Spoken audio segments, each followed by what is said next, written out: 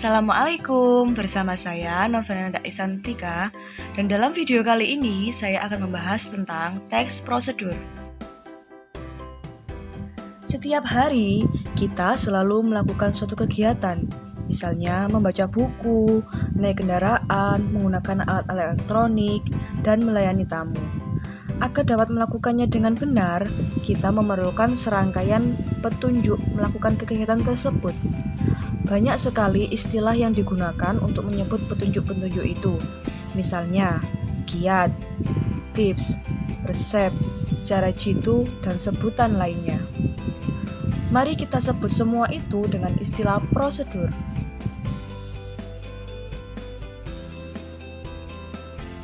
Apa yang dimaksud dengan teks prosedur? Menurut KBBI, prosedur adalah tahap kegiatan untuk menyelesaikan suatu aktivitas. Jadi, teks prosedur merupakan teks yang berisi cara, tujuan untuk membuat atau melakukan sesuatu hal, langkah demi langkah yang tepat secara berurut, sehingga menghasilkan suatu tujuan yang diinginkan. Berikut adalah contoh teks prosedur. Berdasarkan contoh teks prosedur ini, mari kita mencoba untuk menganalisis struktur teks prosedur. Jadi, sebelum contoh teks ini dianalisis strukturnya, silahkan membaca contoh teks ini dan pahamilah dengan baik, supaya mempermudah mengetahui struktur dari contoh teks prosedur ini.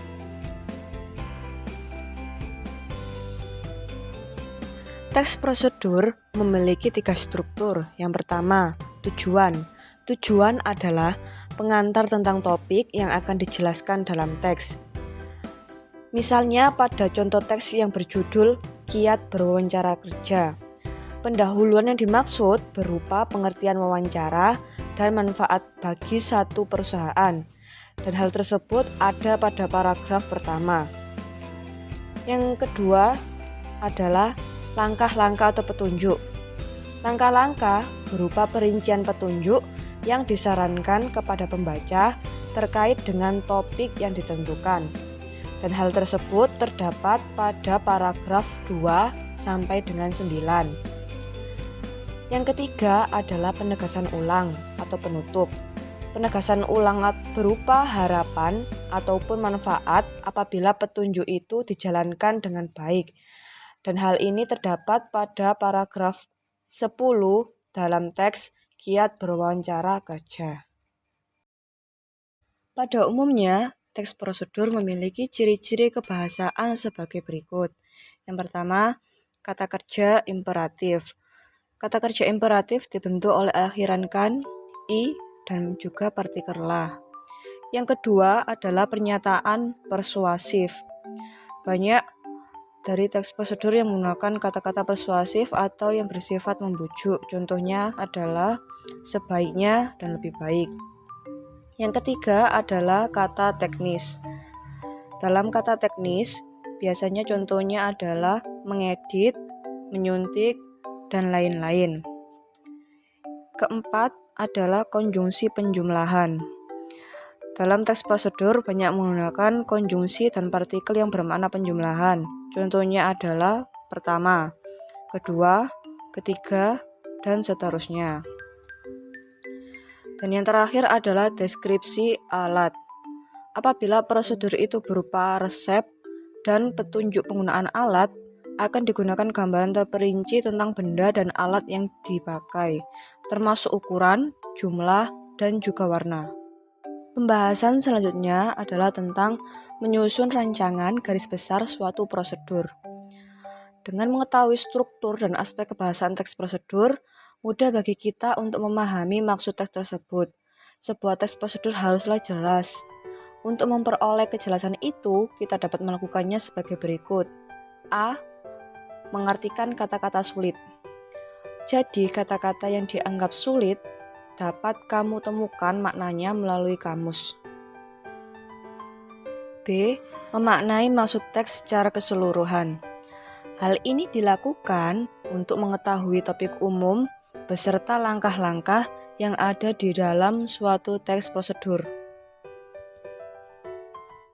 Teks prosedur sekurang-kurangnya memiliki 3 macam. Di antaranya adalah sebagai berikut. Yang pertama, teks bertema kehidupan. Misalnya kiat hidup sehat, kiat belajar yang menyenangkan, dan kiat sukses bertetangga. Yang kedua, teks bertema aktivitas tertentu. Misalnya cara membuat bolu kukus, cara menanam jagung, dan cara memelihara kucing. Yang ketiga adalah teks bertema penggunaan alat. Misalnya cara penggunaan laptop, cara menghidupkan motor bekas, dan cara menggunakan pisau cukur. Pembahasan terakhir kali ini adalah tentang menyusun teks prosedur. Langkah-langkah penyusunan teks prosedur adalah sebagai berikut. Yang pertama, menginventarisasi macam-macam kegiatan yang pernah atau dapat dilakukan. Yang kedua, menentukan tema kegiatannya. Yang ketiga, membuat kerangka dalam bentuk topik-topik kegiatan secara garis besar. Yang keempat, mensistematiskan kerangka dengan benar dan mudah dipahami oleh pembaca. Yang kelima, mengumpulkan bahan-bahan. Dan yang terakhir adalah mengembangkan kerangka menjadi sebuah petunjuk yang jelas dan lengkap. Sekian pembahasan dari saya, semoga bermanfaat. Terima kasih.